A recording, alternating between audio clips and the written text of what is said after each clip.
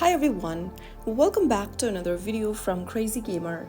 Today I'm going to be guiding you through how to create a World of Tanks Blitz account using your email. First of all, make sure that you've downloaded the World of Tanks Blitz application on your smartphone and launch it open. You will then end up in this page where you can see two different buttons that says Play Now or Login. First of all, tap on the server option and select a different server you'd like to join into, and then click on Login.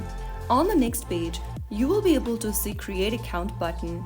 Click on Create Account and then enter an email address on the right-hand side text box at the first top. After writing down your email, type in a nickname for yourself. Now, create a password for your account inside the password box. Finally, click on Create, click on Affirmative, and then it'll take you to the login screen.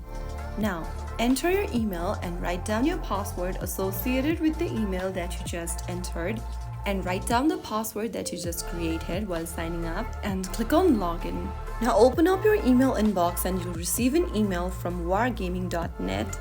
Click on Complete Account Creation, and then you will be able to complete your sign up process. Next time you log into your account, you will then be able to play the game immediately. Now you're ready to roll out onto the battlefield with your World of Tanks Blitz account linked to your email.